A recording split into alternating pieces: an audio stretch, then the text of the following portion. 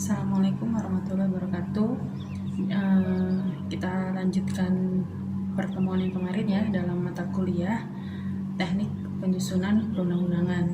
Sebelum memulai kuliah ini, mari sama-sama kita berdoa agar ilmu yang kita dapatkan nanti bisa lebih barokah. Bismillahirrahmanirrahim. Pertemuan ketiga setelah dibaca tadi modulnya, itu nanti kita akan membahas bagaimana mekanisme, syarat, dan teknik pembentukan perundang-undangan yang baik. Nanti yang akan kita bahas itu yang pertama adalah pendahuluan, kemudian nanti kita akan membahas mekanisme pembentukan khusus undang-undang dan peraturan daerah.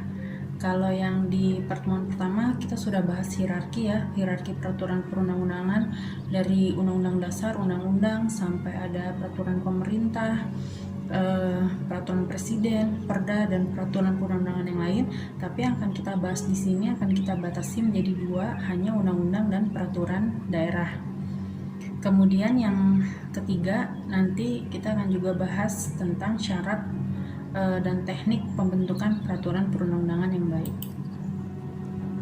Nah, untuk merefresh ya dari minggu kemarin, peraturan perundang-undangan itu yang akan kita bahas di sini adalah peraturan yang tertulis, memuat norma hukum, mengikat secara umum, dibentuk atau ditetapkan oleh lembaga negara atau pejabat yang berwenang, kemudian melalui prosedur yang ditetapkan dalam peraturan perundang-undangan. Nah, ini yang kita bahas yaitu melalui prosedur yang ditetapkan dalam peraturan perundang-undangan. Itu yang kita maksud dengan mekanisme gitu ya. Jadi ada aturannya, nggak BIM salah BIM jadi gitu ya. Nah, ini ada mekanismenya melalui prosedur yang ditetapkan dalam peraturan perundang-undangan. Kenapa disebut teknik gitu ya? Karena kalau kita ibaratkan, perancang undang-undang itu seperti arsitek bangunan. Dia harus punya rasa seni, harus memiliki pengetahuan gitu ya. Dan yang terpenting di sini adalah punya keterampilan khusus bagaimana mendesain suatu bangunan itu. Jadi di samping dapat memenuhi aspek keamanan, ini yang terpenting gitu ya, juga aspek kenyamanan dan keindahan bangunan. Nah, kalau undang-undang atau perda gitu ya, atau peraturan perundang-undangan, jadi bagaimana peraturan perundang-undangan ini yaitu aman gitu ya ketika diterapkan, artinya tidak menjadi bumerang atau tidak menjadi malah tidak tertib gitu ya. Tujuannya undang-undang itu kan agar tertib gitu ya. Nanti kalau misalnya ternyata saat dibentuk malah menimbulkan konflik, nah itu berarti tujuannya tidak tercapai gitu ya. Sama seperti arsitek membangun sebuah bangunan gitu ya. Bangunan dibentuk untuk memberikan kenyamanan gitu ya. Kalau misalnya bangunan itu ternyata membuat nggak nyaman, berarti kan tujuan dari pembangunan itu tidak berhasil. Maka yang dibutuhkan oleh sebuah perancang undang-undang itu adalah harus memiliki pengetahuan, keterampilan khusus gitu ya, dan memiliki rasa seni agar substansi dan efektivitas implementasinya juga kemungkinan berhasil gitu ya. Jadi tujuan dibentuknya sebuah undang-undang atau perda itu juga berhasil. Nah, sebelum kita membahas bagaimana mekanisme pembentukan undang-undang atau mekanisme pembentukan perda itu gimana gitu ya. Nah, yang harus kita pahami di awal adalah di sini ada tahapan pembentukan peraturan perundang-undangan. Jadi tahapan ini yang harus dilewati gitu ya, one by one gitu, nggak boleh loncat gitu ya. Nah, jadi yang pertama itu tahapan ini harus urut. Yang pertama adalah perencanaan. Nah, perencanaan di pembentukan peraturan perundang-undangan ini itu dibuat dalam sebuah prolegnas atau prolegda, program legislasi nasional atau program legislasi daerah. Kalau prolegnas itu untuk undang-undang, kalau prolegda itu untuk peraturan daerah.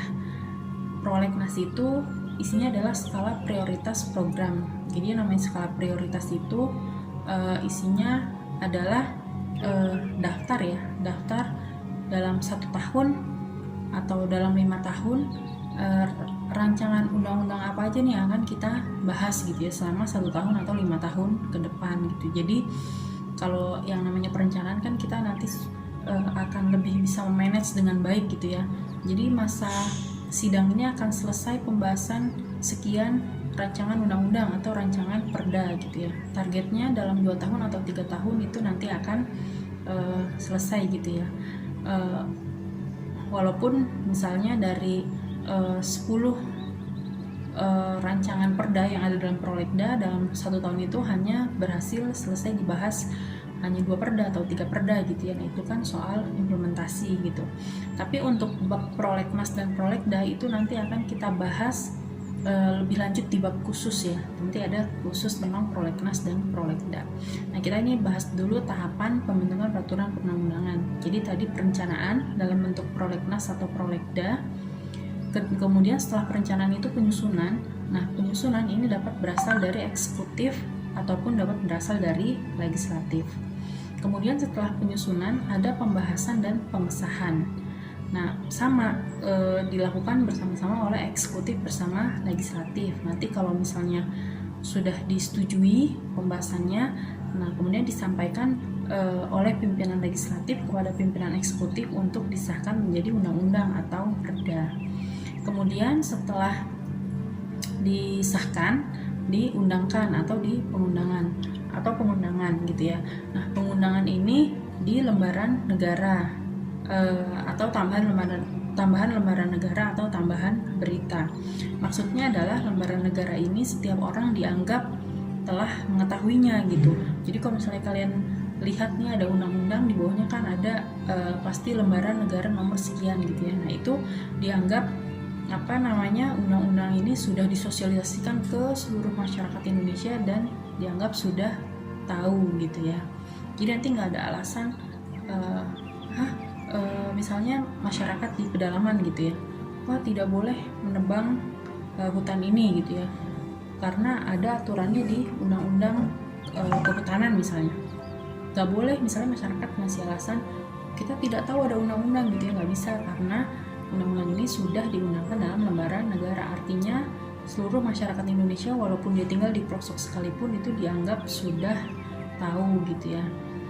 Kemudian setelah diundangkan disebar luaskan atau penyebar luasan, dilakukan bersama-sama oleh DPR, oleh legislatif dan eksekutif gitu ya, atau pemerintah. Tapi penyebar luasan ini itu tidak sekedar setelah selesai diundangkan gitu ya, tapi semenjak prolegnas, semenjak penyusunan rancangan undang-undang, pembahasan hingga pengundangan itu harus disebarluaskan. Tujuannya adalah memberikan informasi ataupun memperoleh masukan dari masyarakat. Ini biasanya istilahnya itu partisipatif gitu. Nah partisipatif ini nanti juga akan dibahas di bab khusus atau di pertemuan selanjutnya. Setelah kita membahas tahapan-tahapan yang harus dilalui dalam pembuatan peraturan perundang-undangan, nah sekarang kita coba membahas bagaimana sih mekanisme pembentukan undang-undang. Jadi yang pertama itu dasar hukumnya gitu ya. Jadi dasar hukum pembentukan undang-undang itu ada di pertama Undang-Undang Dasar 45, pasal 5 dan pasal 20, di mana yang berhak untuk membuat undang-undang itu adalah presiden dan DPR gitu ya. Jadi pasal 5 presiden berhak mengajukan rancangan undang-undang ke DPR, dan pasal 20 kekuasaan untuk membentuk undang-undang ada pada DPR. Dan setiap rancangan undang-undang dibahas oleh DPR dan presiden untuk mendapatkan persetujuan bersama gitu. Kemudian selain undang-undang dasar hukum pembentukan undang-undang itu ada di Undang-Undang Nomor 12 Tahun 2011, Junto Undang-Undang 15 2019. Nah, saya mengingatkan kembali ya. Jadi kalian harus bisa memahami ketika melihat ada undang-undang nomor sekian tahun sekian tentang perubahan pertama atau perubahan kedua undang-undang nomor 12 gitu. Artinya dua undang-undang tadi itu harus dilihat secara bersamaan. Bukan berarti sudah ada Undang-Undang Nomor 15 Tahun 2019, artinya Undang-Undang Nomor 12 sudah tidak lagi berlaku. Bukan.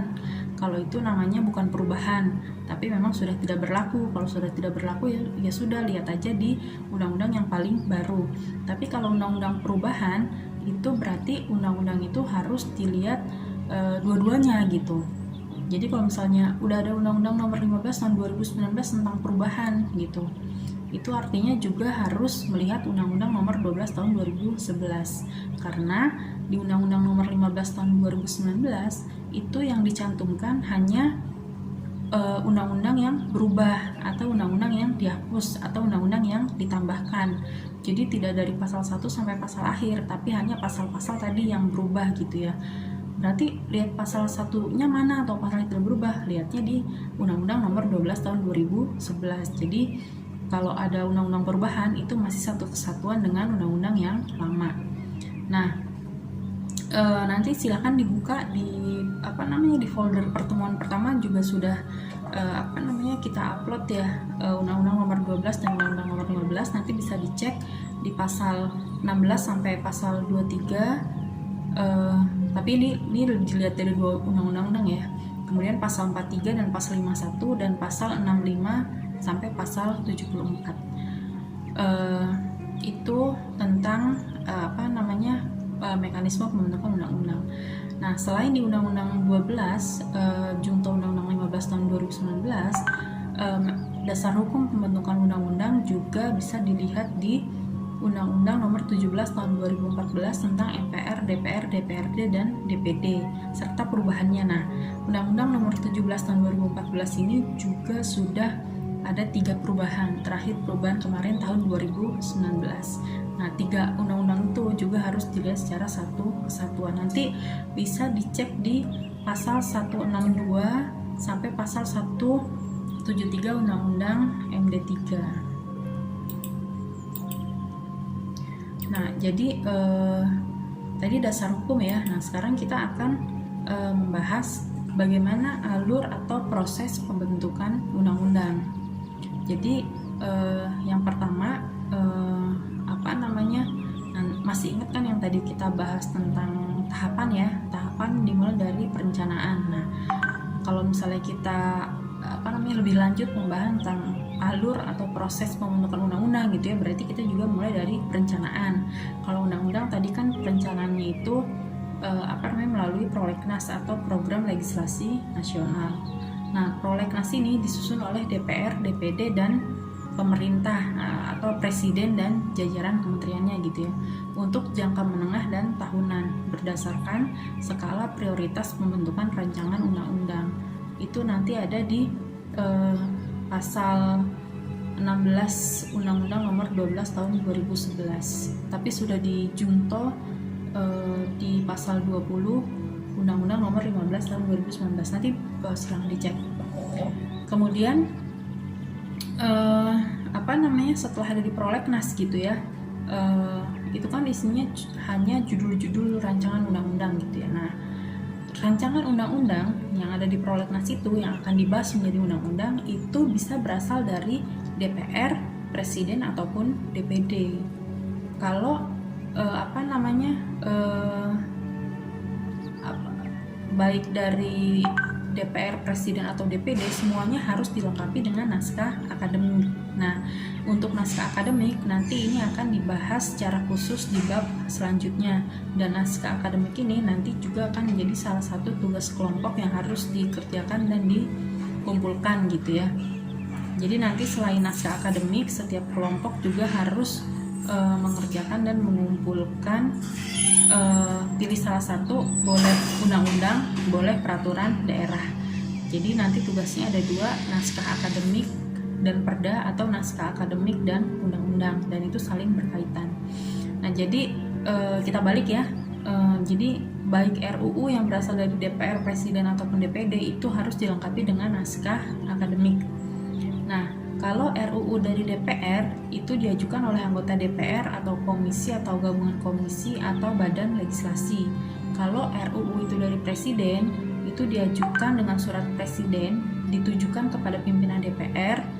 Tapi apabila usulan itu berkaitan dengan otonomi daerah, pimpinan DPR menyampaikannya kepada pimpinan DPD. Kemudian kalau rancangan undang-undang ini dari DPD, RUU beserta naskah akademiknya ya diajukan secara tertulis oleh pimpinan DPD kepada pimpinan DPR untuk nanti RUU ini semua dibahas bersama-sama dengan eksekutif maupun legislatif. Nah, selanjutnya rancangan undang-undang tadi ya yang bisa berasal dari Presiden, DPR ataupun DPD itu nanti ditindaklanjuti dengan 2 tingkat pembicaraan. Jadi ada pembicaraan tingkat pertama dan pembicaraan tingkat kedua. Nanti bisa dilihat di Undang-Undang MD 3 dari pasal 168 sampai pasal 171. Nah, kalau pembicaraan tingkat 1 itu dilakukan dalam rapat komisi, rapat gabungan komisi, rapat badan legislasi, rapat badan anggaran atau rapat panitia khusus. Nah, biasanya pembicaraan ini meliputi pengantar musyawarah, pembahasan daftar inventaris masalah atau penyampaian pendapat. Nah, selanjutnya setelah pembicaraan ini dilakukan dalam skala yang kecil gitu ya, kemudian dilanjutkan di pembicaraan tingkat kedua. Nah, ini dilakukan dalam rapat paripurna DPR. Jadi seluruh anggota DPR gitu ya dan pemerintah. Nah, pembicaraan tingkat 2 ini biasanya adalah penyampaian laporan yang berisi proses pendapat fraksi ataupun pendapat DPD dari hasil pembicaraan tingkat pertama. Jadi setelah dibahas di rapat komisi atau di rapat gabungan komisi gitu ya, disampaikan di pembicaraan tingkat kedua, atau pernyataan persetujuan atau penolakan dari tiap fraksi atau anggota DPR secara lisan yang diminta oleh pimpinan rapat paripurna. Kemudian pembicaraan tingkat kedua juga ada pendapat akhir presiden yang disampaikan oleh menteri yang ditugaskan. Bila tidak tercapai kesepakatan melalui musyawarah mufakat, nanti keputusan akan diambil dengan suara terbanyak. Nanti ada di pasal 171 Undang-Undang MD 3. Nah, RUU yang telah mendapat persetujuan bersama DPR dengan Presiden kemudian diserahkan kepada Presiden untuk disahkan menjadi undang-undang dengan ditandatangani. Kemudian ditambahkan kalimat pengesahan dan diundangkan dalam lembaran negara. Kalau RUU-nya tidak ditandatangani oleh Presiden dalam waktu paling lama 30 hari sejak RUU tersebut disetujui bersama gitu ya. Nah, otomatis rancangan undang-undang tersebut menjadi sah, menjadi undang-undangan dan wajib diundangkan gitu ya. Jadi walaupun Presiden tidak menandatangani, otomatis RUU itu tetap sah gitu. Kemudian yang terakhir adalah setelah disahkan, penyebarluasan dilakukan oleh DPR dan pemerintah. Nah, itu tadi mekanisme pembentukan undang-undang gitu ya. Jadi tahapan-tahapannya kurang lebih seperti itu. Kalau kita lihat, oh ternyata cuman segitu ya, simple membuat undang-undang gitu ya. Tapi nanti dalam implementasinya tuh juga enggak gitu, karena biasanya butuh waktu yang panjang gitu ya. Di saat pembahasan misalnya juga yang tadi sudah kita bahas bersama, harus ada penyebarluasan dari tahap prolegnas, pembahasan sampai dengan pengundangan gitu ya. Maksudnya adalah saat pembahasan itu juga bisa menerima pendapat dari masyarakat. Jadi nanti ada public hearing, ada FGD gitu ya. Dan menyatukan pendapat dari banyak orang itu bukan sesuatu yang mudah. Maka tadi memang dibutuhkan keterampilan yang khusus, bagaimana mengakomodir semua kepentingan untuk bisa disepakati gitu, selama tidak melanggar peraturan perundang-undangan yang berlaku. Jadi ada undang-undang yang selesai dalam waktu 1 tahun ada, tapi selesai dalam bertahun-tahun juga ada, yang tidak selesai juga ada gitu ya. Maka ini pembentukan undang-undang ini selain melalui mekanisme juga ada mekanisme politik gitu ya. Jadi makanya yang namanya undang-undang itu tidak sekedar sebagai produk hukum, tapi juga produk politik gitu. Nanti silahkan kalian jadi kalau misalnya lihat berita sekarang gitu ya tentang pembentukan undang-undang Omnibus Law atau undang-undang banyak gitu ya yang menarik perhatian media gitu ya. Nah, kalian sudah bisa membayangkan gitu, kira-kira saat ini itu sudah sampai tahap mana ya gitu. Oh ternyata masih pembahasan gitu ya. Wah ternyata pembahasannya menarik gitu. Susah sekali untuk mencari kata mufakat. Banyak masyarakat yang berusaha memberikan masukan gitu ya, dan itu tidak masalah karena itu bagian dari partisipasi masyarakat. Nanti tadi juga sudah saya sampaikan, pembahasan partisipasi masyarakat nanti juga akan dibahas dalam bab khusus. Nah, setelah kita membahas mekanisme pembentukan undang-undang atau alur atau proses pembentukan undang-undang, selanjutnya kita akan membahas tentang mekanisme atau alur pembentukan peraturan daerah. Nah, kalau tadi undang-undang itu adalah hasil kolaborasi antara Presiden dan DPR atau DPD. Nah, kalau peraturan daerah ini juga kolaborasi antara eksekutif dan legislatif. Kalau perda provinsi itu dibentuk oleh DPRD provinsi dengan gubernur. Kalau perda kabupaten berarti dibentuk oleh DPRD kabupaten dan bupati. Kalau perda kota berarti dibentuk oleh DPRD kota dan wali kota. 3 hal ini harus difahami dulu di awal ya. Jadi nanti bisa nyambung untuk pembahasan selanjutnya. Kalau misalnya kalian buka Undang-Undang Nomor 12 Tahun 2011 gitu ya, bab tentang perda kabupaten kota, nanti di situ ada kata-kata mutatis mutandis gitu. Mutatis mutandis itu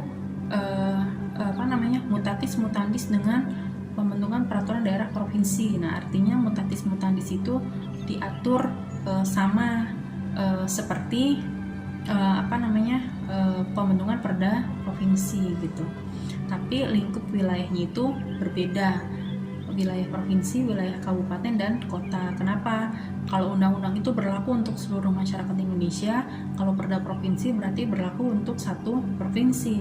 Perda kabupaten berlaku hanya di wilayah kabupaten tersebut, dan perda kota berarti hanya berlaku di wilayah kota tersebut. Perda Kota Surakarta hanya berlaku di kota Surakarta. Perda Kabupaten Sukoharjo berarti berlaku di wilayah Kabupaten Sukoharjo gitu. Nah, UMS di Sukoharjo berarti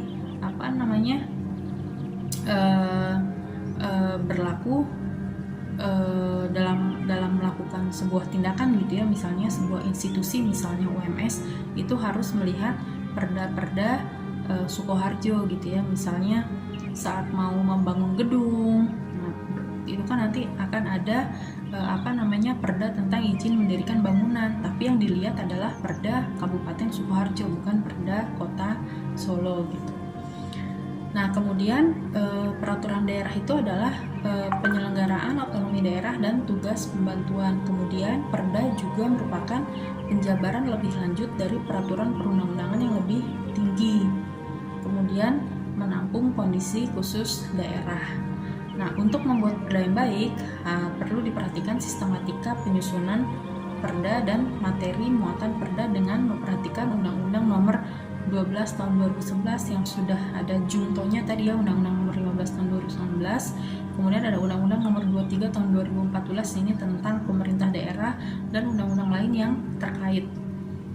Membuat perda ini tingkat kesulitannya salah satunya adalah dalam hal mengkaitkan dengan peraturan undang-undang yang terkait gitu ya. Jadi misalnya ada perda penyusunan badan usaha milik desa. Nah, berarti di perda itu nanti akan dikaitkan dengan undang-undang tentang BUMD gitu. Kemudian ada undang-undang tentang lembaga keuangan, kemudian nanti ada peraturan menteri, ada peraturan pemerintah gitu ya, yang terkait dengan pembentukan badan usaha milik daerah atau pembentukan usaha milik desa gitu. Jadi kalau perda ini tingkat kesulitannya itu ada pada meramu dengan undang-undang lain yang terkait. Karena kenapa? Ya kan, yang sudah dibahas di pertemuan pertama, agar terjadi harmonisasi, tidak jadi benturan antara satu perda dengan undang-undang ya, kan harus hierarkis ya, tidak boleh bertentangan dengan undang-undang di atasnya. Nah, jadi ini ya, jadi penjabaran lebih lanjut dari peraturan perundang-undangan yang lebih tinggi itu artinya meramu agar harmonis gitu, agar tidak bertentangan dengan peraturan yang lebih tinggi. Nah, kemudian polanya sama, alur penyusunan perda dengan alur penyusunan undang-undang itu hampir sama. Dimulai dari perencanaan. Kalau undang-undang tadi prolegnas, kalau perda itu berarti prolegda atau program legislasi daerah. Kalau prolegnas dia 5 tahun, kalau prolegda dia 1 tahun. Jadi prolegda itu adalah daftar judul rancangan peraturan daerah di mana materi yang diatur dan keterkaitannya dengan peraturan perundang-undangan lainnya itu dibuat dalam jangka waktu 1 tahun berdasarkan skala prioritas. Kemudian setelah perencanaan penyusunan, nah penyusunan ini dapat berasal dari eksekutif dan legislatif ya. Jadi eksekutif bisa gubernur, bupati atau wali kota, dan legislatif bisa DPRD provinsi, DPRD kabupaten, dan DPRD kota. Kemudian pengharmonisasian. Nah, pengharmonisasian ini penting sekali dalam sebuah perda gitu ya. Nah, pengharmonisasian nanti dilakukan jika raperda ini berasal dari DPRD, ya usulan dari DPRD, maka yang mengharmonisasikan adalah alat kelengkapan DPRD atau badan legislasinya. Tapi kalau raperda ini usulannya dari gubernur, bupati atau wali kota, dikoordinasikan oleh masing-masing biro hukum. Kemudian setelah pengharmonisasian ada pembahasan. Pembahasan itu dilakukan melalui tingkat-tingkat pembicaraan. Dilakukan dalam rapat komisi panitia atau badan atau alat kelengkapan DPRD yang khusus menangani bidang legislasi dan rapat paripurna. Nanti pembahasan ini dilaksanakan oleh tadi yang sudah dibahas sebelumnya. Kalau perda provinsi berarti dibahas oleh DPRD provinsi bersama gubernur. Kalau perda kabupaten dibahas bersama DPRD kabupaten dan bupati. Kalau perda kota dibahas bersama DPRD kota dan wali kota. Pembahasan ini juga banyak tingkatan ya. Jadi misalnya perda ini berasal dari inisiatif dari wali kota gitu ya. Perda kota berinisiatif dari wali kota. Pembahasan ini nanti di tingkat satunya itu dibahas oleh wali kota sendiri ya. Dibahas dengan mengundang stakeholder, mengundang masyarakat, menerima masukan gitu ya. Nanti setelah raperdanya ini selesai, kemudian raperda ini diajukan ke DPRD untuk dibahas di tingkat lebih lanjut, yaitu di rapat paripurna. Rapat paripurna pun itu nanti ada beberapa tahapan, ada beberapa kali proses gitu ya. Jadi untuk membuat sebuah perda ini juga tidak singkat gitu ya, tidak sebentar gitu, tapi juga membutuhkan waktu yang panjang. Bisa 1 tahun, bisa 2 tahun, bisa nggak selesai. Itu juga banyak gitu perda yang tidak selesai dibahas karena banyak faktor. Kemudian kalau masih raperda gitu ya, saat masih dalam proses pembahasan, bisa nggak sih nggak jadi dibahas gitu? Bisa aja ditarik kembali sebelum dibahas bersama oleh DPRD dan gubernur atau bupati atau wali kota berdasarkan persetujuan bersama. Jadi sudah direncanakan tidak jadi gitu ya, sebelum dibahas ya disepakati bersama aja kalau memang tidak jadi dibahas. Setelah pembahasan, maka raperda tersebut disetujui dan disampaikan oleh pimpinan DPRD provinsi kepada gubernur untuk ditetapkan menjadi peraturan daerah provinsi gitu. Jadi disampaikan oleh legislatif ke eksekutif untuk disahkan. Jadi kalau pimpinan DPRD kabupaten menyerahkan ke bupati untuk menjadi peraturan daerah kabupaten. Kalau pimpinan DPRD kota menyerahkan ke wali kota untuk ditetapkan menjadi peraturan daerah kota. Jadi alurnya tuh setelah misalnya perda ini inisiatif dari eksekutif gitu ya, dari wali kota, dibahas di wali kota, dibahas bersama di paripurna, kemudian paripurna selesai di DPRD, kemudian menyerahkan kembali ke wali kota atau eksekutif untuk disahkan. Kemudian setelah disetujui bersama gitu ya, dalam jangka waktu paling lama 7 hari terhitung dari tanggal persetujuan bersama ditetapkan oleh gubernur, bupati atau wali kota dengan membubuhkan tanda tangan dalam jangka waktu paling lama 30 hari sejak Raperda disetujui bersama. Nah, apabila Raperda tidak ditandatangani oleh gubernur, bupati atau wali kota dalam waktu 30 hari sejak Raperda itu disetujui bersama, maka otomatis Raperda tersebut sah menjadi perda dan wajib diundangkan. Ini logikanya sama ya seperti undang-undang yang tadi. Nah, pengundangan dilakukan dalam lembaran daerah dan penyebarluasan peraturan daerah itu dilakukan bersama oleh DPRD dan pemerintah daerah provinsi atau kabupaten atau kota. Nah, itu tadi tentang alur penyusunan perda gitu ya. Jadi hampir sama ya dengan undang-undang gitu. Memang tahapan-tahapannya sama, tapi dinamikanya yang berbeda gitu. Jadi sampai menjadi sebuah undang-undang atau perda itu membutuhkan waktu yang lama, membutuhkan biaya yang tidak sedikit, dan melibatkan banyak orang gitu ya. Kalau undang-undang berarti melibatkan banyak provinsi. Kalau perda dia bisa melibatkan banyak elemen gitu ya kalau di kota, tapi kalau di provinsi juga melibatkan banyak kabupaten. Nah, kemudian bagaimana syarat membentukkan peraturan perundang-undangan yang baik gitu ya. Syaratnya adalah jelas harus dibentuk oleh lembaga negara atau pejabat yang berwenang yang mendapatkan atribusi atau delegasi. Ini sudah dibahas ya, atribusi apa, delegasi apa, itu di mata kuliahan gitu ya. Kemudian dirumuskan secara sistematis dan jelas sehingga dapat memberikan kepastian hukum. Jangan sampai peraturan perundang-undangan itu terlalu banyak penafsiran gitu ya. Jadi akhirnya jadi salah menafsirkan dan jadi nggak jelas gitu, sehingga tidak memberikan kepastian hukum. Kemudian tidak tumpang tindih atau kontradiktif dengan peraturan perundang-undangan yang lain, baik secara vertikal atau secara horizontal. Jadi dia harmonis secara undang-undang dengan undang-undang di atasnya dan juga dengan undang-undang yang lain atau dengan perda yang lain. Kemudian bisa langsung diterapkan untuk menyelesaikan masalah hukum yang diatur dalam arti berdaya guna dan berhasil guna gitu. Jadi bisa diimplementasikan.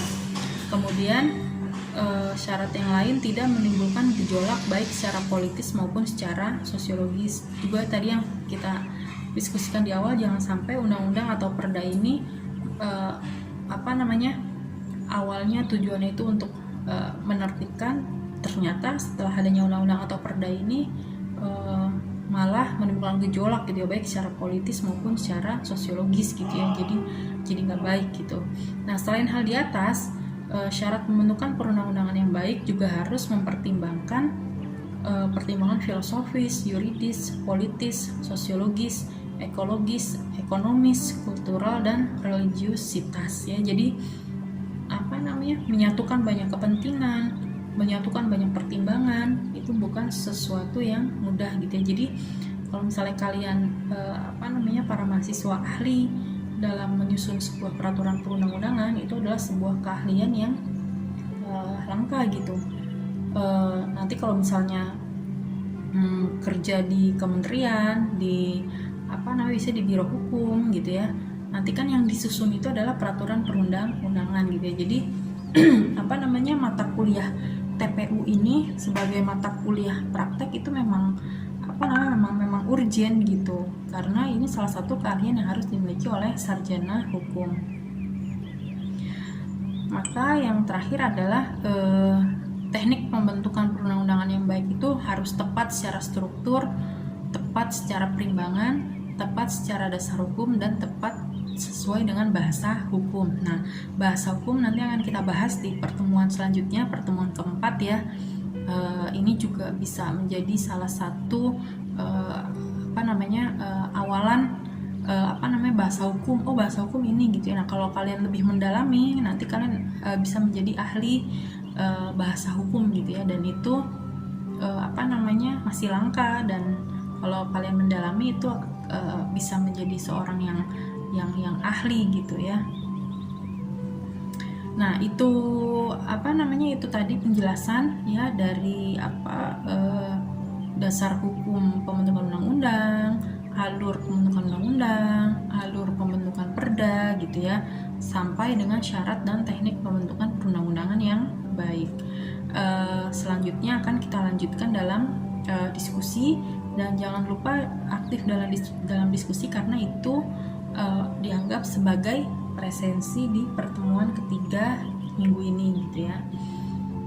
Nanti kalau ada yang mau ditanyakan silakan juga ditulis saja di diskusi, nanti akan kita diskusikan bersama insya Allah.